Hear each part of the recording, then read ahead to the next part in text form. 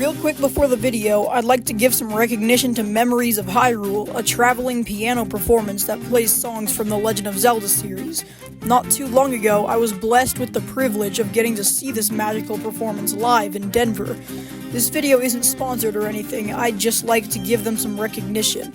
There are some links to their website as well as their Instagram in the description. Thanks.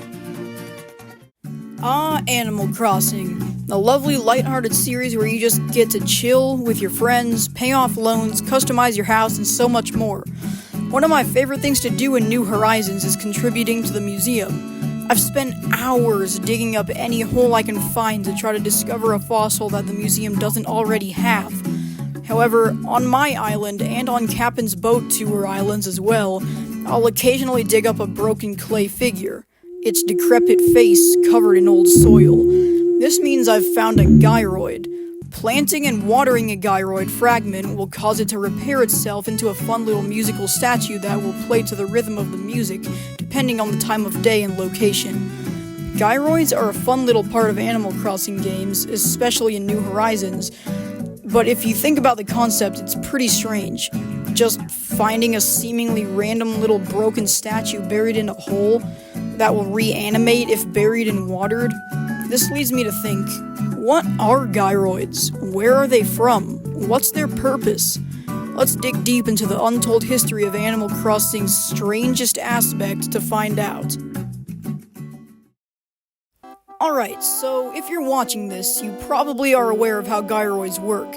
You find them broken, dig them up, plant them, water them, wait one day, and then dig them up to find a random type of gyroid. Gyroids don't really do anything but help to decorate the place and up your island's star ratings if used well, but that's about all they're good for, right? Well, that's debatable. Gyroids bear a striking resemblance to haniwa. In case you didn't already know, haniwa are ancient burial ornaments found in Japan's Kofun period, ranging from the 3rd to 7th century. Haniwa have been found in places like ancient tombs from this period, suggesting that they were meant to protect, purify, and possibly even serve as vessels for the spirits of the dead. It's worth noting that haniwa are only found around the graves of the rich and powerful. Haniwa also take on multiple forms. These forms include civilians, warriors, and even horses and rabbits. So now the whole gyroid concept seems a little more unsettling, doesn't it? This may seem so now, but this goes even deeper. So, we know gyroids are obviously inspired by haniwa, but could they actually be haniwa? I mean, think about it. They're found as little clay figures that appear near exactly like haniwa. They're found buried underground, where the dead are typically buried, just like haniwa. If this is true, then that means digging up a gyroid fragment means that you have just dug up an ancient grave. Creepy, right? This theory works for basic gyroids, but it doesn't explain Lloid. For those of you who don't already know, Lloid is essentially an animated gyroid who appears to collect funds for construction projects. Interestingly, Lloid looks just like the item sprite for gyroids. Lloid's name isn't spelled how you would normally spell Lloid either. Instead of L-L-O-Y-D, his name is spelled L-L-O-I-D, sharing the last 3 letters as the ending of the word gyroid, solidifying his connection to them. So, if Lloid is a gyroid, then why does he alone among the gyroids have the ability to talk and move his arms freely, unlike the others who are clearly mechanized?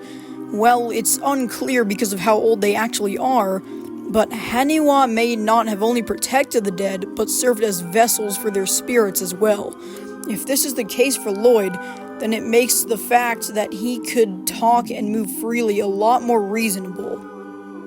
This could also be the case for Coco, another haniwa-like character in the Animal Crossing series.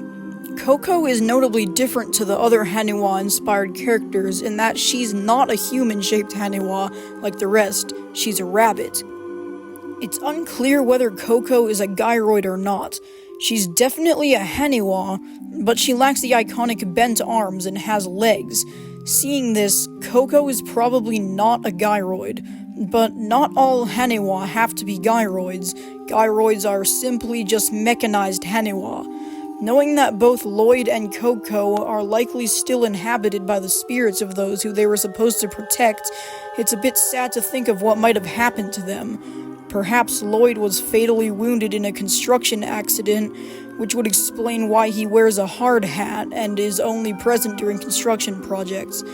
The secret of the Gyroids is that they are Haniwa, ancient pottery buried in a forgotten age, servants of those who have long since deceased.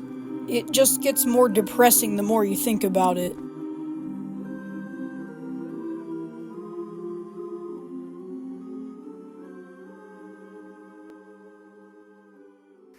Thank you all so much for watching this video.